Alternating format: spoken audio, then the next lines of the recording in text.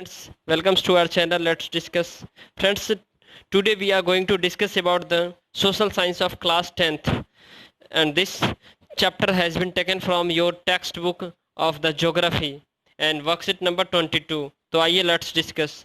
Friends, there are three types of agriculture. First, early substance or farming, or second one intensive livelihood, or third one is commercial agriculture.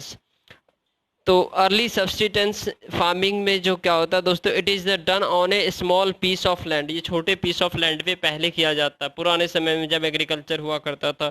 उसके बाद it is done with the ancient tool like the kudali, hasiya, khurpa, etc.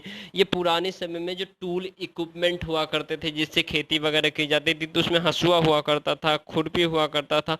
आप कभी गाँव में जाएंगे तो आप लोग देखे होंगे दोस्तों, जो किस तरह से हसिया, हसुआ, कुदाल जो है ना, ये सब यूज करके जो है ना फार्मर खेती करते हैं। Farmers depend on the rainfall and the soil fertility. और फार्मर जो है ना डिपेंड किस पे रहता है, निर्भर किस पे रहता है, सॉइल फर्टिलिटी पर और रेनफॉल पे। तो और intensive livelihood, it is depend on the large scale. ये लार्ज फार्म, ये लार्ज फार्म पर क्या होता है, इसे खेती की जाती है लाइवलीहुड के लिए।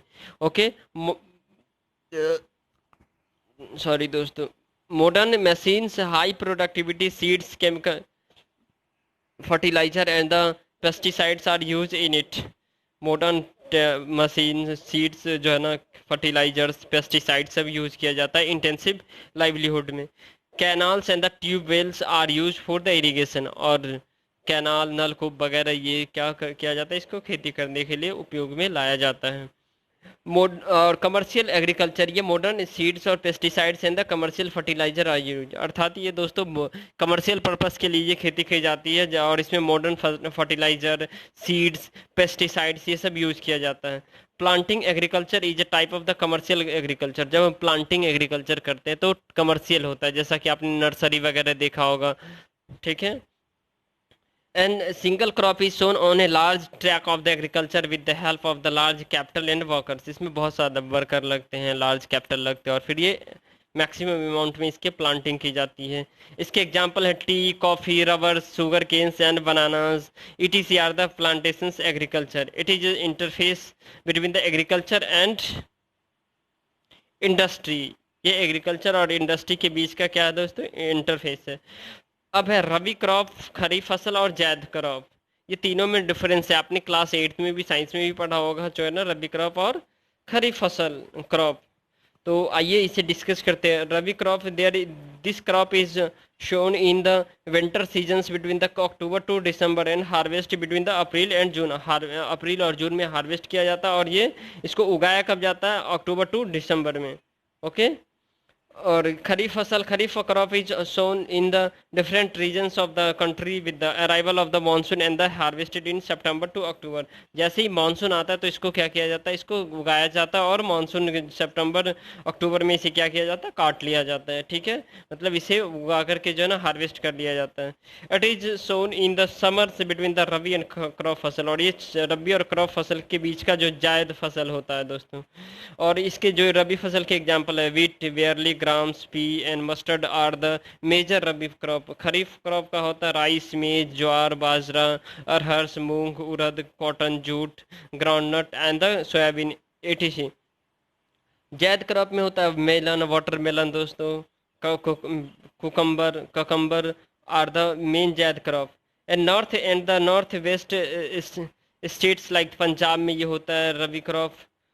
North west state like Punjab, Haryana, Uttar Pradesh, Pradesh, Himachal Pradesh and Jammu and Kashmir. और उसके बाद दोस्तों रबी खरीफ फसल जो है ना कहाँ होता है, kharif rice cultivation is mainly in the Assam, West Bengal, Orissa. Rice cultivation mainly in the West Bengal, Orissa, Andhra Pradesh, Telangana, Tamil Nadu and Kerala. Zaid crop जो है ना दोस्तों, ये मेनली जो है ना, मेनली ये बहुत कम होता है। ठीक है। तो अब क्वेश्चन का आंसर देखते हैं। Make a difference, make a list of the major rabi, kharif and the zaid crop used in the home. जो आपके घर में यूज होता है रबी क्रॉप, वो सब का जो ना लिस्ट बनाना। तो रबी में हमारे घर में तो ये यूज हो रहा है, wheat, barley, gram, pea and the mustard ETC. Kharif होता है rice, maize, jowar, bajra, arhar, moong, urad, cotton, jute, soybean, ये सब। जैद क्रॉप में भी जो है ना मेलन, वाटरमेलन, ये सब तो हम खाते ही हैं, आप भी खाते होंगे, ठीक है, जब इसका टाइम आता है तो। Cucumber, ETC. और tea, coffee, question number second देखते हैं दोस्तों। Write the name of any three crop related to planting agriculture used in your home. तो थ्री क्रॉप है दोस्तों, tea, coffee, rubber, sugar cane, banana. मैंने एक्स्ट्रा लिख दिया ताकि आपको याद रहे, बेहतर रहे, ठीक है friends. Question number second, sorry third, what are the salient salient feature of intensive agriculture. Salient feature क्या है एग्रीकल्चर का? The salient feature of the intensive agriculture is the first, it is done on large farm। ये large बड़े farm में किया जाता है। Modern machines, high productivity, seeds, chemical fertilizers and the pesticides are used in it। Pesticide. और उसका third है दोस्तों, canals and the tubewells are used for irrigation. ये तीन है दोस्तों इसका। क्वेश्चन नंबर फोर्थ देखते हैं। Farming is India is a Gamble. India में जो फार्मिंग है, खेती एक जुआ है। Do you agree with this? Yes, I am agree.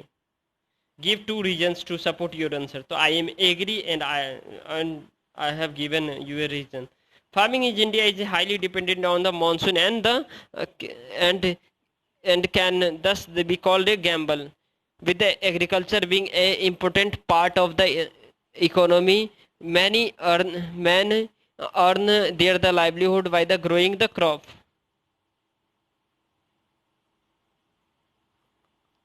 So monsoon plays major roles. If the monsoons begins too early or are delayed, they are adversely affect the crop. अगर monsoon पहले start हो जाता या late आता तो crop को नुकसान पहुंचता है। Similarly, the amount of the rainfall is also not constant, lower than expectation and higher than expectation itself. Thus, the farmer tells all years long there is no gathers guarantee that his hard work will bear fruit. He is at mercy of the monsoons and that is what makes agriculture a gamble। तो दोस्तों ये सारे जो point है ये agriculture को Gamble बनाता है। और ये देखिए अल्टीमेटली है, जब एक किसान होता है, जब फार्मर उगाता है, तो वहाँ अगर मान लीजिए बिहार और यूपी और आसाम वगैरह की बात कर ले तो वहाँ बाढ़ आ जाती है, तो उनके लिए गैम्बल हो गया। या तो अब बाढ़ नहीं आया तो खेती हो जाती है, अगर बाढ़ आ गई तो खेती जो है ना बर्बाद हो गया, फिर उसके लिए एक जुआ हो गया, वो एक भगवान भरोसे करते हैं। और दूसरी बात, जब खेती करते हैं तो वो किसान क्या करते हैं, मतलब भगवान भरोसे बारिश आएगी तो खेत हो जाएगा, धान की खेती वगैरह, अगर नहीं आई तो वो फसल बर्बाद हो जाता है। अर्थात दोस्तों मानसून और रेनफॉल का मेन रीज़न होता है। तो दोस्तों यह वीडियो पसंद आए तो लाइक कीजिए, शेयर कीजिए, सब्सक्राइब कीजिए और अपने दोस्तों के साथ शेयर कीजिए। थैंक यू दोस्तों for watching this video. Thanks a lot. Have a nice day.